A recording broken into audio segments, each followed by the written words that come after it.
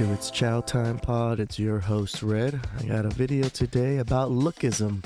It's actually a show on Netflix that a few of the Fung Bros are reviewing. So I actually think it's really a good review and just how society is, even though I don't think people realize what LOOKism actually is. So please like and subscribe down below. I'd really appreciate that. And let's get to the chow. It's chow time.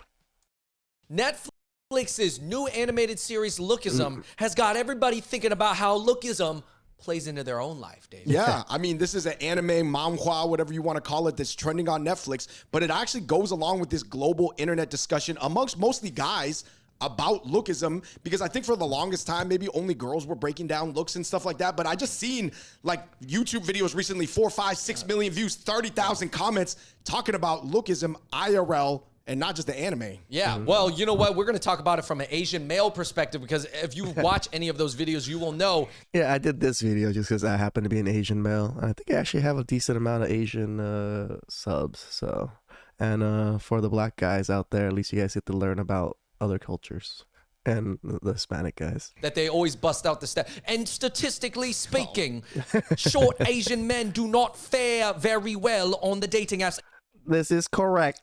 In fact, they fare the worst in the Western world. Right, but they kind of leave it there, right? Yeah, because they're not pretty Asian. much. So, you know, we're Asian, so we care. So we're here to break it down from a micro, mid to a macro perspective. We're also going to share some observations and tips we have at the end.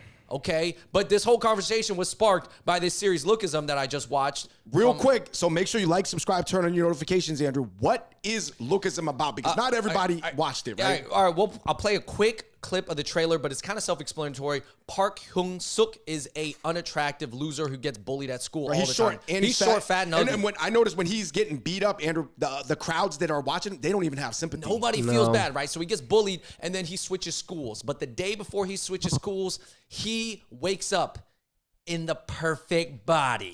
Like, I'm talking about.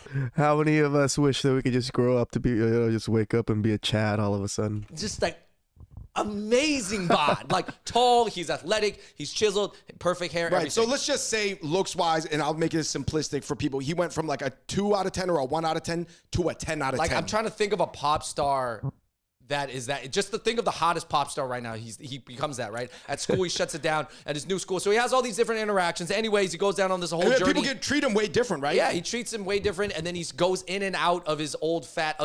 See, like they people don't want to talk about pretty privilege. This is technically pretty privilege, you know. Good-looking people. I mean, statistics even show it. Good-looking people end up making more money. They have much easier lives because they're good-looking. Most people want to do business with good-looking people. It's just what it is. Ugly body and his no body. Anyways, there's some lessons to be learned. The last episode, I'm not gonna lie, kind of made me tear up at the end. The concert, you guys should watch it. Anyways, let's get into the micro, Andrew. Is the show real? Because the whole show's called LOOKism. Obviously, it's a dynamic that I think is even more spelled out in the East than in the West, because they're more comfortable talking about males' looks over there. Like, Yeah, in Asian culture, we talk about looks all the time. I think like especially they're more Korea. okay talking about male beauty in the East. Yeah. Even if, I don't know why. It's just a cultural thing. But it's real, right? Yeah. I mean, obviously, it's a anime essentially, or a manhwa, or you know, it's A Korean anime, you're right. It's a Korean anime, so it's like really fun. It's actually pretty funny, but yeah, basically, listen, he gets treated way differently. The girls all look at him, and it's real because I noticed that, like, depending on how you look, man, it can change all the little interactions in your life, right? And that's the micro. But I will say this, You know, because I remember there's a scene, because I watched one episode, where he even gets picked on as a good-looking guy, and it's very different than getting picked on when he was in his old, ugly, original self, because everybody starts showing him sympathy and stuff. That's a big point. You guys hear that?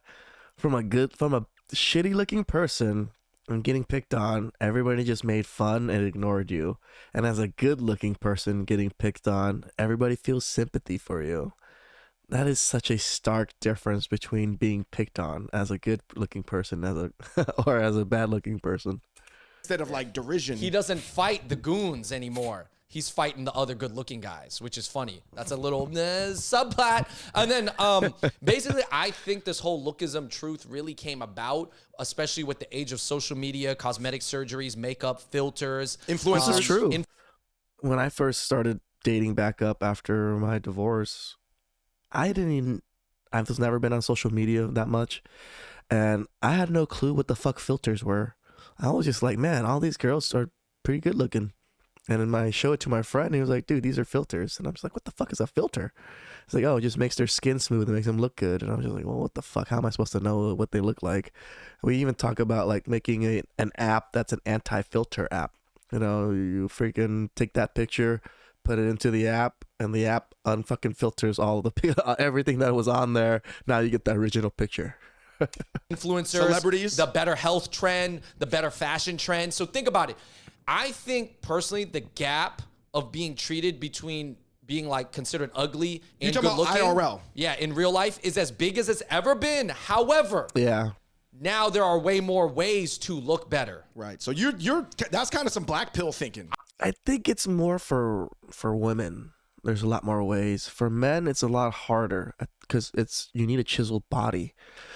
The only way to get a chiseled body is through hard work.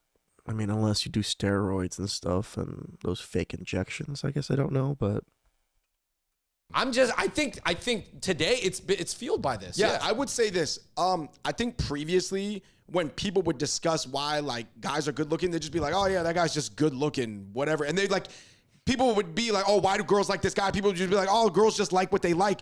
But then nobody was breaking it down. This is and true. It always seems so ridiculous to me that you can't break down why certain girls are really attracted to certain guys, but you could talk about why you prefer Android over iPhone or iPhone over Android for like 75,000 videos. Right. Like, I'm like, so something way more complex, like the human desires of the mind and the emotions and the hearts and the chemicals.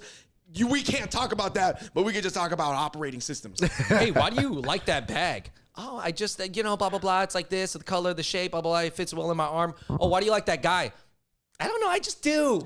Right, and we're just supposed to accept that answer. Yeah. That's crazy. yeah, as women, they don't even know what they like. They just this certain attraction to that gets their feelings up, and they don't even know what it is. They can't even explain it. Moving into the mid, Andrew, I think there's an interesting discussion in lookism, the anime, as well as IRL, about looks versus personality, personalities for looks. Which one comes first, like a chicken or the egg type situation, right? Well, Looks almost always comes first. It's not a chicken or an egg. That's the first thing you see. Like how attractive that person is, how pleasing to the eye they are. If they're very pleasing to the eye, even if you're not attracted to them, you're still more comfortable talking with them and interacting with a person that is more pleasing to the eye. it's tough to say, but I will say this, and I think this has been proven, that whenever you do become good looking, if that becomes later in life, you grow into it, you glow up or whatever. As we said, this glow up phase or phrase that I hear all the time now is just so stupid. interactions change, and that how you're perceived does affect your personality growth. Right. Because let's say you have a lot of positive interactions because you're well dressed and you're good looking and you're standing in line, people always smile. And he's 100% correct. Right? How people perceive you is how people treat you. So if they perceive you as a higher class, a higher, status, they're going to treat you better. And if they're better looking, they're going to treat you better. So he's right. The trajectory of how people's future does matter in how they're affected throughout their daily lives like this. People are generally nice to you, or people give you like a little bit of slack or something because maybe you're just a nice person too. But then that is going to build on top of each other, and then your personality might build up to be a little bit more confident in life or something. Yeah, like and that. you know what I like about this series coming from Korea and Asia in general, which is hyper look centric, especially East Asia. Yeah, Korea, holy cow. Like they go like 60% of them has gone through cosmetic surgery. They gift each other as graduation gifts, like cosmetic surgery. That's how much they care about cosmetic surgery. But it makes which is tough because now you have to so let's say you're shitty looking and your wife was shitty looking. You guys both went through cosmetic surgery. That means your kids are going to be shitty looking too. So It's like a perpetual cycle. It is just like you have to provide a photo of yourself on your CV, on your resume. Yeah. Like literally, they might just throw you out of the pile based off look off the rip. Obviously, Yeah. in the West, we have like, I think it's interesting in the In West. the West, we have laws. Everybody knows that lookism's real, but you're Discriminations. kind of like, it's taboo to talk about it, or it Yeah. was. But in the East, people have been talking about who's pretty and not pretty for like, I don't know, like 50 years. I think in the West, you're kind of raised and taught that is still bad. Yeah. Even though everybody still does judge everybody's looks. But I think in Asia, man, sometimes it feels like, and especially if you're around a lot of very traditional Asians, that like the parents raised the women, for example, to really care about the guy being just tall and have a good job. Just tall and have a good job. That's it. Yep, that's my parents. Tall height matters the most. That is probably the number one thing, and then a good job and the complexion. And then, but they don't say like, oh, make sure he's funny or interesting or has Nope. like cool hobbies Yep. or like can Literally just height and his career. do this and that, or you know, they just want to focus on like 2 or 3 main like metrics. For sure. Which can be And very I shallow. got to say, I mean, in the mid, like our family was not really like this. Our No, we family weren't was not talking into looks, because I would say this: if I was to provide an analogy, Andrew, if let's say we were both part of ASAP Mob, you would rap be group. you would be more put in the ASAP Rocky position, and I would be ASAP Ferg. Pretty Flacco, ASAP Ferg would have the grill and Ride with the mob. Crazy personality. Yeah. These guys. I guess, yeah. But you know, our parents didn't really raise us like that. No, they weren't like, thankfully. they weren't. My mom was like, yeah. He's the ASAP Rocky. You're gonna be Ferg, okay? Mom- So he gonna be the pretty one, and you're gonna be bombastic. Mom did say just like stand up straight. You have to look strong. Yeah. So she said that, but she didn't really like. But I know some people, they like, to your point, Andrew, everybody's family is different. Some people are raised in those Asian families where it's almost like they're an extension of like a variety gossip show host. All right, David. So before we get on to the tips and observations that I think are very helpful for a lot of guys out there, at least good for our conversation. Yeah. What's the macro of it? Man, the macro is that lookism is real, okay? It is. But if we can, like, Women love to not say it's real, and they're like, "Oh, don't judge people on their looks. You shouldn't rank people." But women do it all the time. But when men try to do it, you know, it's looked down upon us. We try to do it for women, but they do it to men constantly. But we never discuss what they're discussing about. Like, why is that guy good looking? Why is that guy this and that? You know, they just know he's good looking.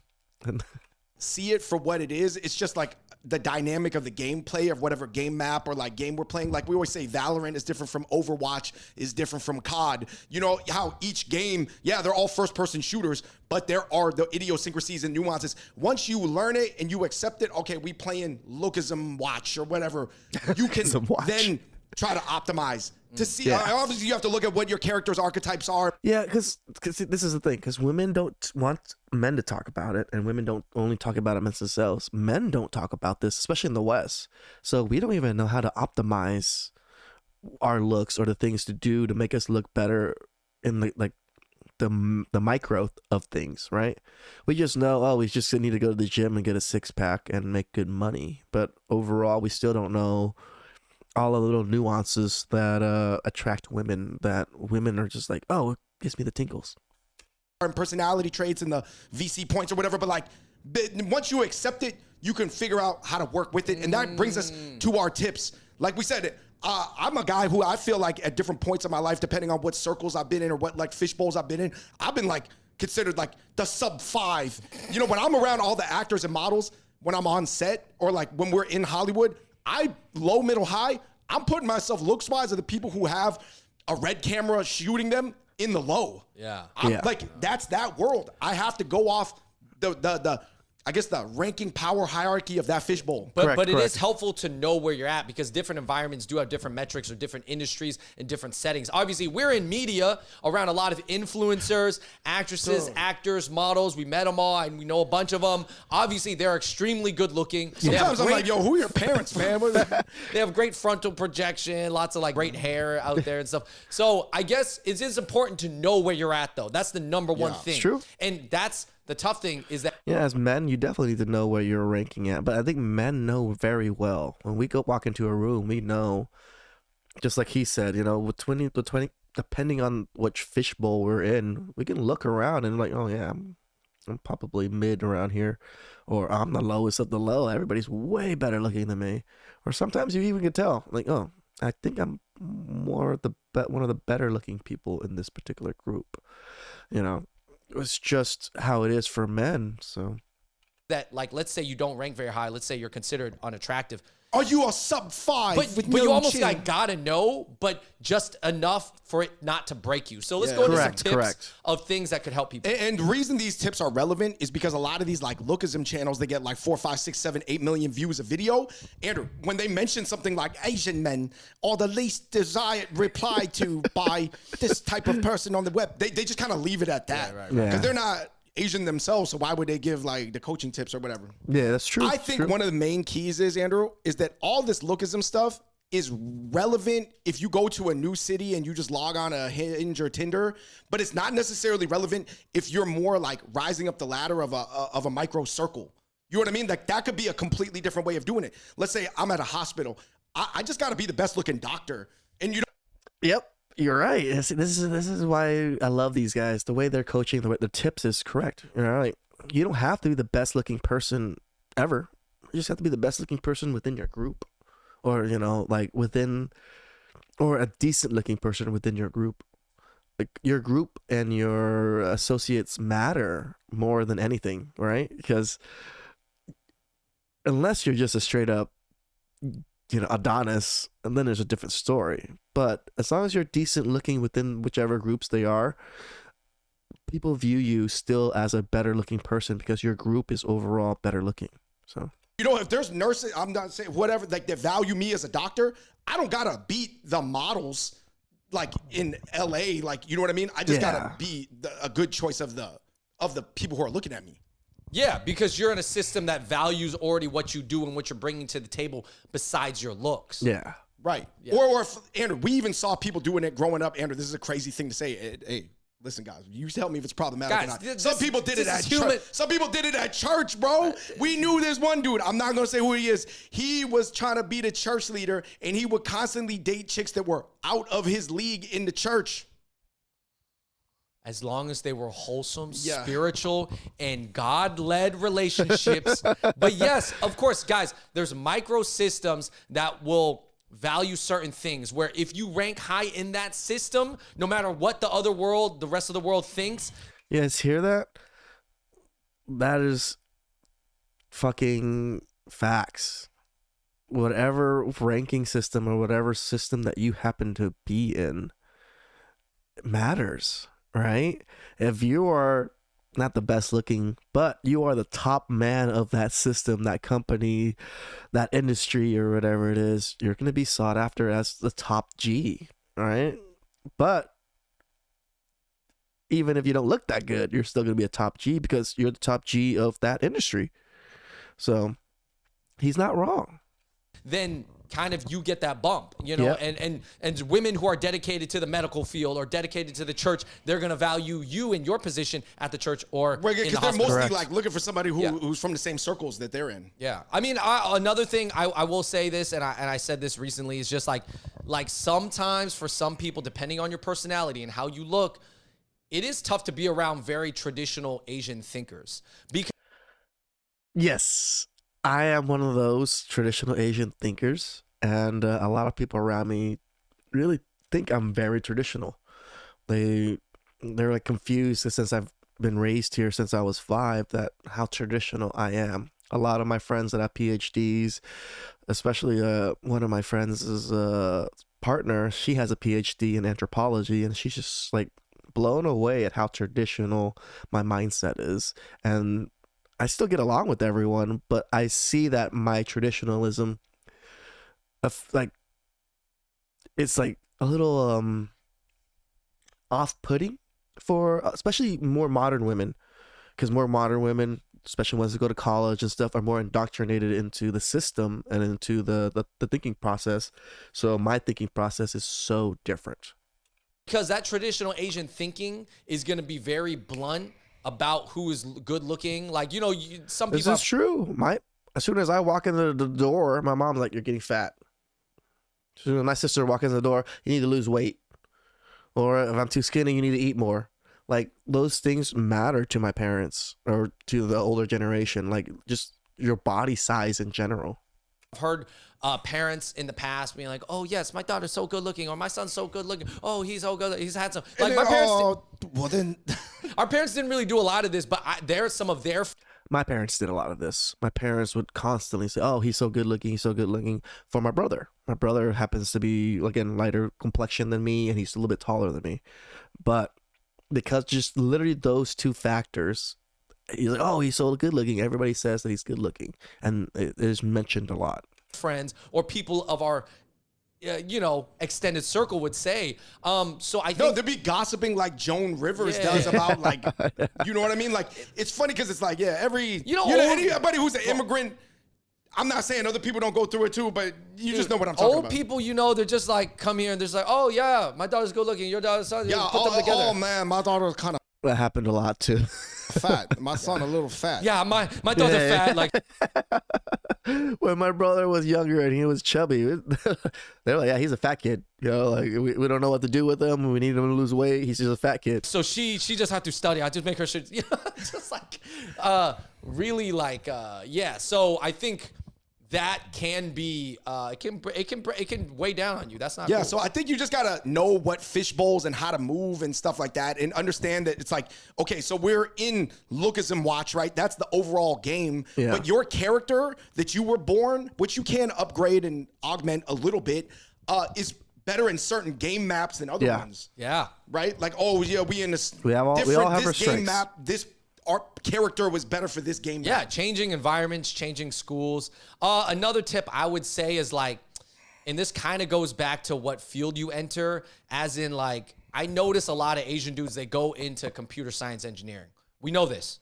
It's a A popular. lot of Chinese guys. For Yeah, a normal lot of thing. Chinese guys, a lot of Asian guys. But let me tell you this, there's not a lot of women in that field. No. Now, you don't pick a major just based on trying to meet women, right? However, you just have to know that if you're going into engineering, you're not going to meet a lot of women or interface with a lot of women in your everyday life. This is true. I that's also think not it's like you're not even going to interface with guys who prioritize women either. Yeah, I'm not saying engineers don't get women. I noticed that a lot of the guys on the internet who try to coach guys, they're like ex-engineers because they figured it out in a very step-by-step process way. But yes, generally these guys, they're not like, they don't make it about their life because that's not a social field. Yeah. Right? And you're not dealing with women and having those interactions with women to build up your reps with them so that you can talk with women better and stuff like that. So yes, sometimes if you are a underdeveloped, We're not telling you not to be engineers, man.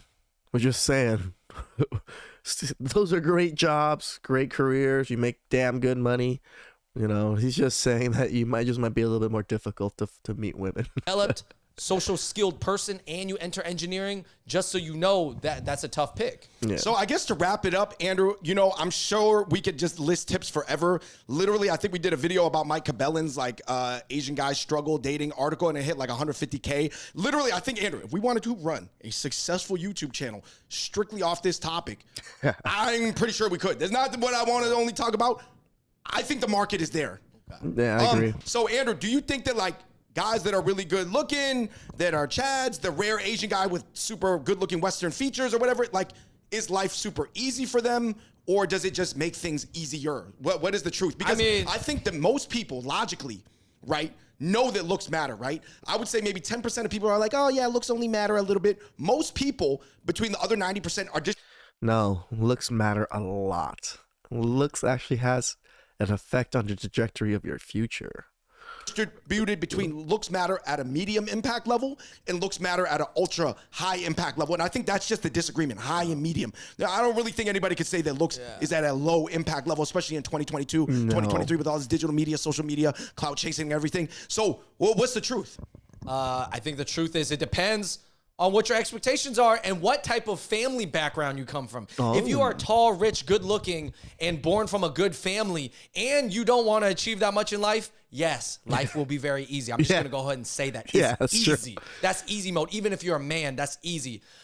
But even if you're tall and good looking from a poor family and you're very ambitious, you're still going to have to work your ass off. a couple things might be easier. The doors might open easier, right? Maybe more people are willing to meet you, or Yes. it'll be easier for you to find a relationship to hold you down so that you can work your ass off and not be frustrated in your dating life, right? Those things help, but no one's gonna do the work for you just because you're a good-looking man. The best way I could describe it immediately off the top of my head is like, if you're poor but you're really good looking, it's almost like you get better power tools, but you still got to build the house. Yeah. It's like, That's a perfect analogy. You do get power tools, but you still have to build the house. Where ugly looking guys, they're using hand tools. somebody else got like lower tier, the budget power tools from Home Depot, and you got like the top of the line ones, which does make it easier, but you still got to do the work and lay the bricks. Yeah. That's the difference between men and women, right? Women, they're given not even just power tools, they're given a house at a certain age. They just need to be able to, manage that house wisely. But for men, we're just given either, Stone Age tools or modern tools. Some people get the Stone Age tools and they have to struggle to build that house, right? And then the people that are definitely better looking, decent families, they have power tools, they're going to be able to build that house much quicker and easier with less effort. We're gonna wrap it up there, guys. But yeah, let us know in the comments down below what you think. What are some tips or what are some things you realized about lookism moving into 2023? It's like, we have surgeries, we have filters, we got photos. Like, we do have these things. Again, it mostly is beneficial to women. As men, I would never suggest men to get cosmetics. I don't even suggest women to get cosmetic surgery, tell you the truth. So, unless you want to go that route, which, I don't know, from what I can tell, it doesn't always end up well later in life, just because you're going to have to, keep getting surgery to maintain your look. So, if you age naturally, and you work on your fitness, you work on yourself, you age pretty well. I mean, especially Asians. I mean, you see a lot of Asians in their 50s that still look like they're in their 30s. So, but I mean, same thing with black people. Black people, I mean, the black don't crack and the Asian don't raisin. Those are true statements. I think a lot of the things that Asians eat and do keeps our skin pretty malleable. So. Surgeries, we have filters, we got Photoshop, we got poses, we got lighting, we got cameras. Everybody knows, I don't know, when you're doing all that, it feels like catfishing to me. what to do. Everybody knows how to look good. So I guess the question is this gonna make everybody just step their game up? Everybody, like if you're not thinking about your looks at all in 2023, you're losing. Oh yeah, I forgot one last thing. You know where I see a lot of lookism, Andrew? Is TikTok. No. The level of joke and entertainment value you have to add as a good looking Chad versus a sub 5 is tremendous. The difference of value and production I value. still think, I believe in YouTube, man. You still got to add hard value, even if you're good looking on YouTube.